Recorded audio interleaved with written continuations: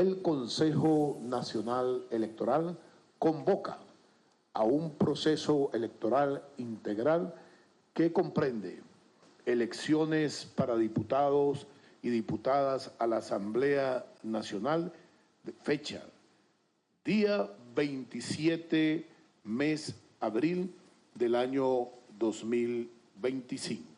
Elvis Amoroso, quien dirige el CNE, organismo que hasta ahora no ha publicado las actas de las elecciones presidenciales del pasado 28 de julio, indicó que la convocatoria será formalizada en las próximas horas mediante su publicación en la Gaceta Oficial en cumplimiento con la normativa legal vigente. Asimismo, señaló que próximamente se anunciarán las fechas para los demás procesos electorales, entre ellos las elecciones municipales para alcaldías en Venezuela. Desde hace casi 6 meses, los venezolanos y la comunidad internacional esperan sean publicadas las actas oficiales de los comicios presidenciales realizados el 28 de julio de 2024. En esa oportunidad, Amoroso, quien está sancionado por organismos internacionales, proclamó como ganador a Nicolás Maduro sin presentar los resultados oficiales. Sin embargo, la Plataforma Unitaria Democrática publicó cifras a través de la página web Resultados con Venezuela,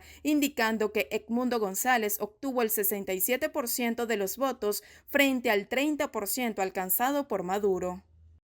1, 2, 3. Ante el anuncio, el Partido Voluntad Popular afirmó que no se puede avanzar en nuevos comicios sin respeto a los resultados del pasado 28 de julio en Venezuela.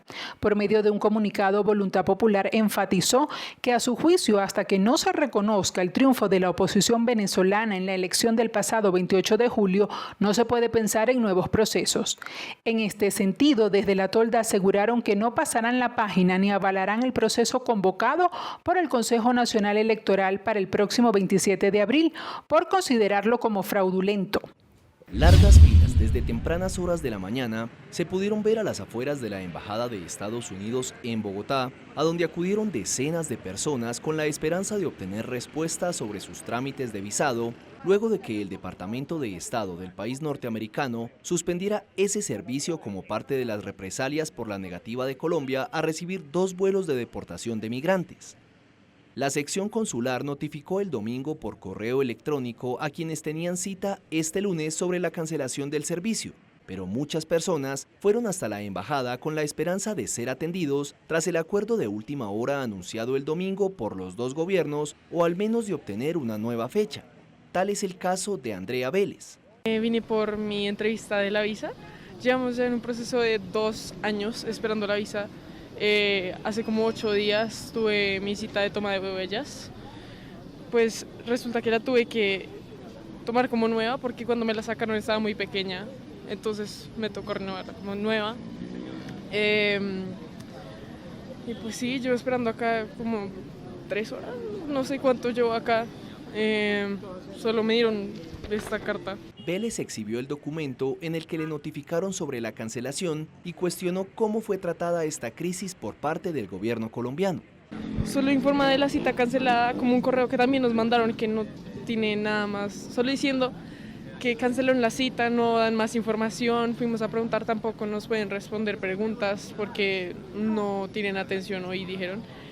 Entonces pues estamos esperando a que digan qué pasa, porque también, o sea, yo no sé, pero a mí no me parece que la forma en que están manejando esto, o sea, por una red social, no siento que sea la mejor forma de manejar un tema político. En la noche del domingo, los gobiernos de Estados Unidos y Colombia dieron por superada la crisis causada por la decisión del presidente colombiano Gustavo Petro de no permitir el ingreso de 2 aviones con ciudadanos deportados mientras esas personas no reciban un trato digno. El secretario de Estado de Estados Unidos, Marco Rubio, ordenó la suspensión inmediata de la emisión de visas en la sección consular de la Embajada de Estados Unidos en Bogotá por la negativa de Petro a aceptar 2 vuelos de repatriación que había autorizado previamente. Además de la suspensión de la emisión de visas, el presidente estadounidense Donald Trump ordenó imposición de aranceles del 25% a todos los productos colombianos y adelantó que en una semana se elevarán al 50%, además de otras sanciones de viaje para miembros del gobierno colombiano. Por eso, la reanudación del servicio de visados dependerá de que se normalicen los vuelos de deportación de colombianos que estaban ilegales en Estados Unidos, algo que se prevé que suceda a la brevedad.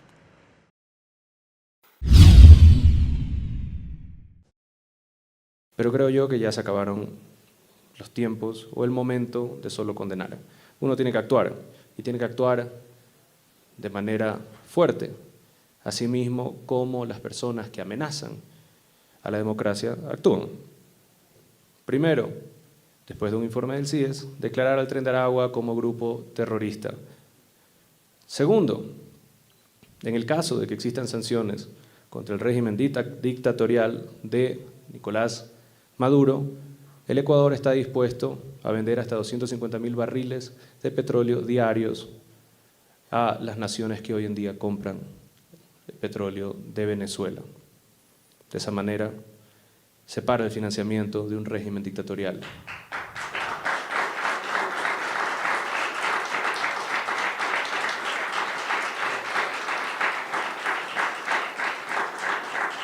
Y como tercer punto, firmaremos un convenio de cooperación entre nuestra Secretaría Anticorrupción y el equipo del presidente legítimo de Venezuela para poder compartir datos, para poder luchar contra el narcotráfico, contra la minería ilegal, contra la trata de personas y contra todas las personas que atentan contra la integridad, la dignidad de nuestros pueblos. Tras recibir este martes a Edmundo González Urrutia en el Palacio de Carondelet en Quito, Noboa recordó que Ecuador fue uno de los primeros países en reconocer a González Urrutia como presidente electo. Por su parte, González Urrutia agradeció el apoyo del gobierno ecuatoriano al reconocer los resultados del 28 de julio y al acoger a miles de venezolanos que huyeron del país. No podemos permitir que el fraude y la autocracia se impongan sobre la voluntad soberana de nuestros pueblos o sobre las leyes que como sociedades libres nos hemos dado.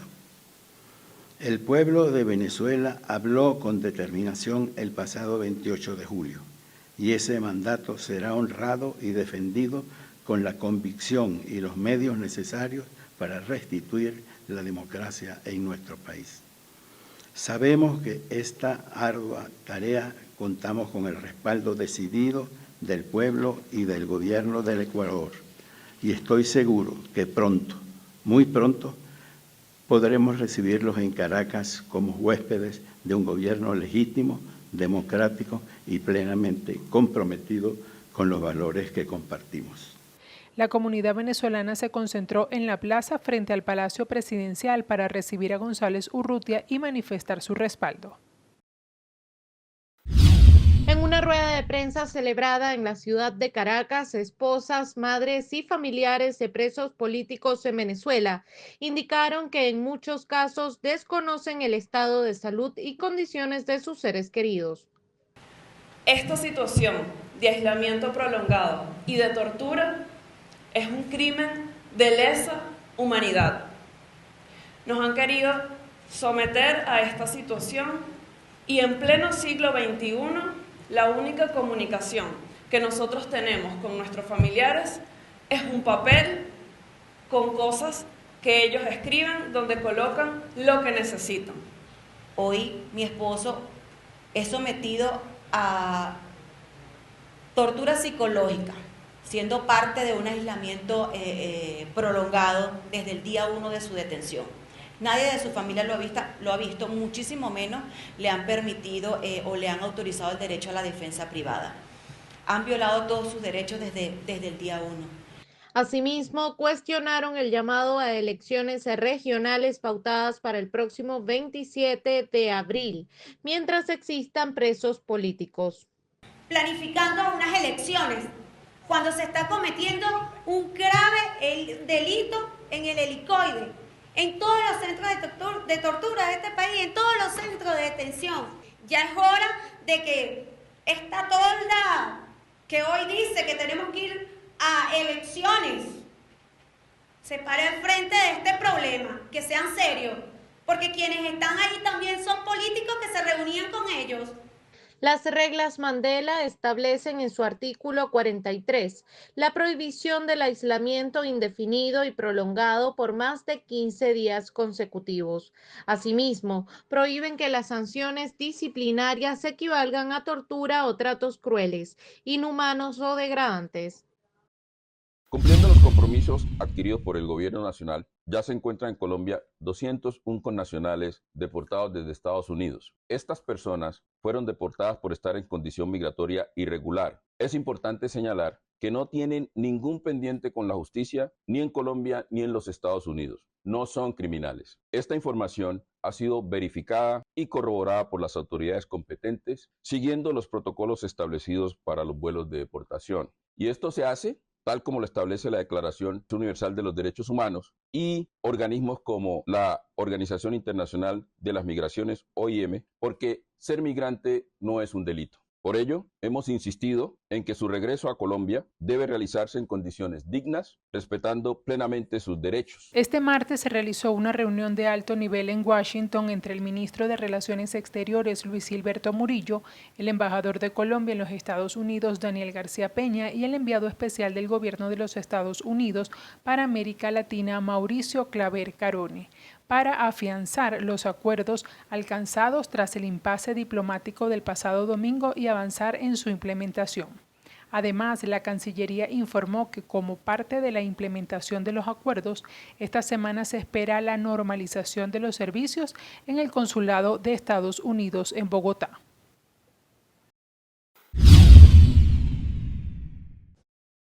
La ley Laken-Riley, propuesta del Partido Republicano, exige la detención de migrantes indocumentados acusados de ciertos delitos no violentos.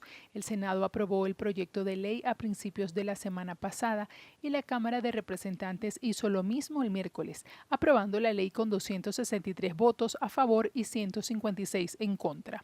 El mandatario de Estados Unidos, Donald Trump, firmó esta ley en presencia de la familia de Riley, la estudiante de enfermería de 22 años, asesinada por el migrante venezolano José Ibarra en febrero de 2024. Además, como parte de sus nuevas políticas migratorias de Estados Unidos para deportar a los migrantes a sus países de origen, el presidente Donald Trump firmará una orden ejecutiva para instruir al Pentágono a habilitar 30.000 camas en la base militar de Guantánamo para retener migrantes en situación irregular en su país. El campo de detención de la base de Guantánamo, ubicado en una base naval de Estados Unidos en Cuba, fue abierto en 2002 por el expresidente George Bush para retener a acusados de terrorismo en el marco de la guerra global contra el terrorismo, luego de los atentados del 11 de septiembre de 2001. La secretaria de Seguridad Nacional, Kristi Noem, confirmó que la administración Trump revocó la extensión del estatus de protección temporal por 18 meses, la cual había sido otorgada a los venezolanos por el expresidente Joe Biden. La secretaria de Seguridad Nacional explicó que esta decisión busca evaluar a todas estas personas que están en el país, incluidos los venezolanos y los miembros del Tren de Aragua. Es momento de que los países que estamos viviendo en democracia, como el pueblo peruano y como el Perú, estemos al lado de Edmundo para darle la fortaleza, la fuerza y decirle al presidente electo de Venezuela que no está solo. Y a las organizaciones internacionales como la OEA, hacer la fuerza internacional para que se respete la voluntad del voto venezolano y que Edmundo pronto esté en Caracas, en Venezuela, dirigiendo los destinos de su patria. Boluarte aseguró que no se vio un éxodo tan grande desde la época de Moisés, en referencia a los 8 millones de migrantes venezolanos, a quienes envió un mensaje de esperanza. Por su parte, Edmundo González Urrutia pidió emplear todos los medios legítimos al alcance para hacer valer la voluntad del pueblo venezolano. Hoy, los regímenes autoritarios no actúan solos, se protegen y colaboran entre sí, desestabilizando a las naciones democráticas y socavando las instituciones. No podemos permitirlo. Venezuela, controlada por el régimen, representa una amenaza no solo para sus ciudadanos, sino para toda la región. Es una realidad que no debe subestimarse. Por ello, la cooperación activa entre los demócratas de América Latina y del mundo es hoy más urgente que nunca. Debemos emplear todos los medios legítimos a nuestro alcance para hacer prevalecer nuestros valores de libertad, justicia y prosperidad. González Urrutia afirmó que Venezuela está muy cerca del cambio y apeló a la solidaridad de los demócratas del mundo para defender el voto soberano de los venezolanos. En este sentido, agradeció el respaldo de Boluarte y del pueblo peruano y manifestó sentirse honrado con la máxima condecoración del país, la Orden del Sol, en el grado de la Gran Cruz. El Instituto Nacional de Aeronáutica Civil confirmó que 3 funcionarios profesionales del aire fallecieron cuando el avión en el que viajaban se precipitó a tierra en el sector El Volcán del municipio Baruta del estado Miranda. A través de un comunicado, el INAC indicó que la aeronave modelo C-550, matrícula YB3561, se precipitó a las 8:11 hora local luego de salir de la base aérea militar de La Carlota en Caracas con destino al aeropuerto Santiago Mariño del estado de Nueva Esparta. El organismo indicó que el accidente tuvo lugar durante la realización de un vuelo de comprobación en el que se llevaban a cabo tareas rutinarias de verificación de procedimientos operativos. Funcionarios de Protección Civil, bomberos, Policía Nacional Bolivariana y del Cuerpo de Investigaciones Científicas, Penales y Criminalísticas estuvieron en el lugar del siniestro. Las víctimas fueron identificadas como el capitán teniente coronel Enner Peroso, el copiloto teniente José Almazán y el jefe de máquina, el sargento mayor de segunda, Eduardo Rodríguez. Entonces estamos enviando una carta a Google, primero para decirle, bueno, supongo que Google Maps sabrá esta división internacional, porque no es una... Sabrá también qué organismo es el que le pone el nombre a los mares internacionales. Mar internacional o alta mar, y que correspondería en todo caso a la plataforma continental. Entonces, el día de mañana aquí les mostramos la carta que vamos a enviar el día de hoy, porque es muy importante pues que se ponga todo, como decimos, en su justo contexto de acuerdo a las publicaciones. Para poder cambiar un nombre de un mar internacional, pues no es un país quien lo cambia, es una organización internacional.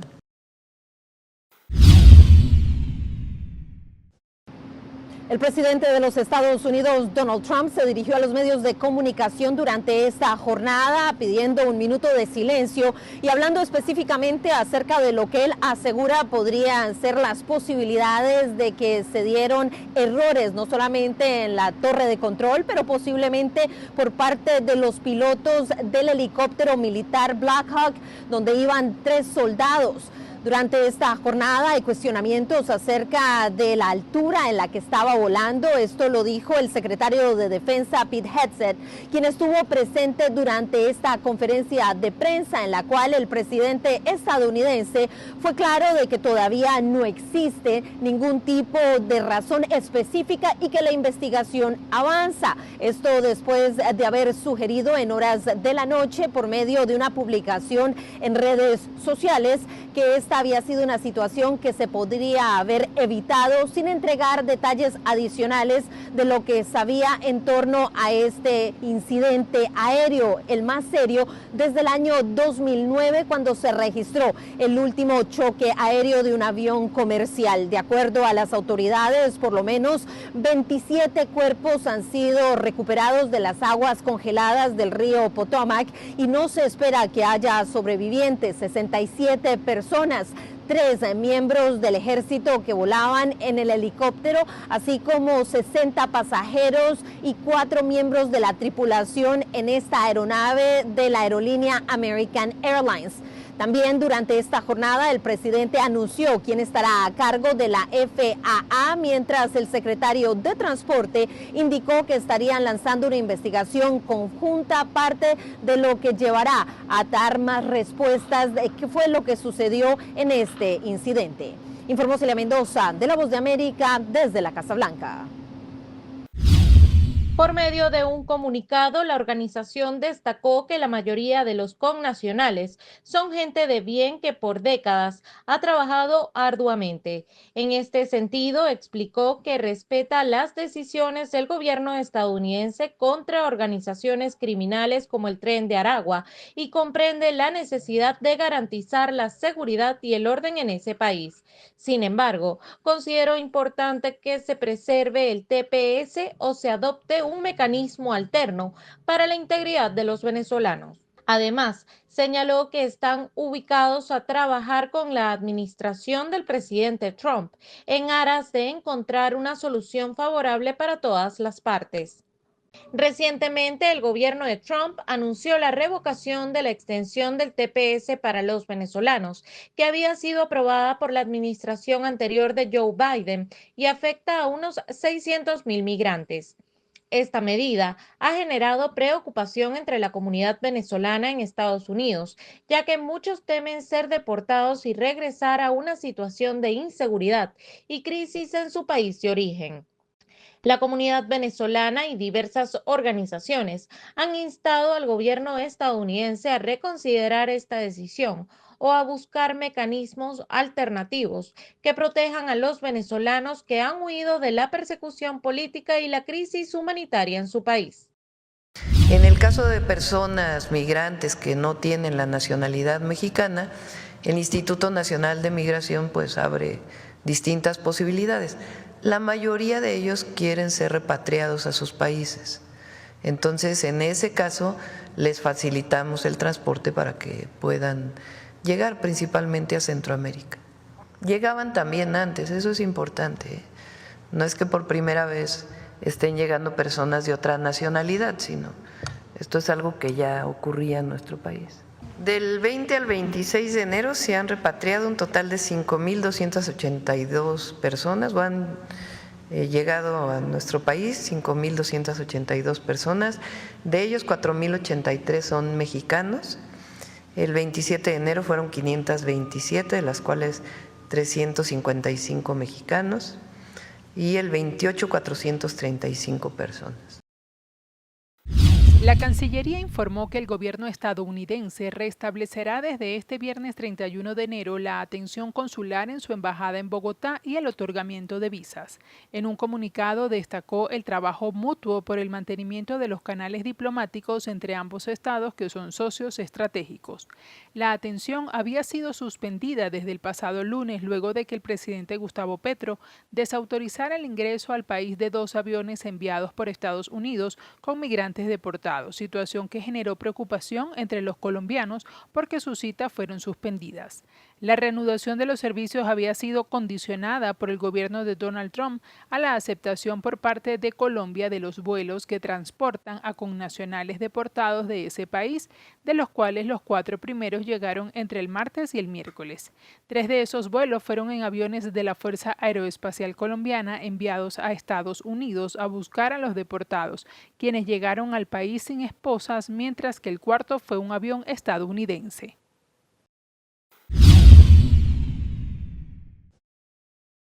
Richard Grenell, de 59 años, es un diplomático y experto en política internacional.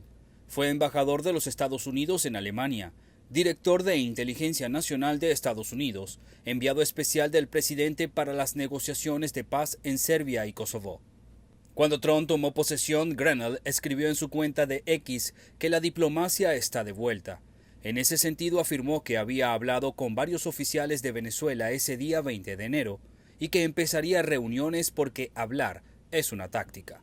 El presidente Donald Trump, al nombrarlo enviado presidencial para misiones especiales, señaló que Grenell trabajaría en algunos de los puntos más calientes del mundo, incluyendo Venezuela y Corea del Norte.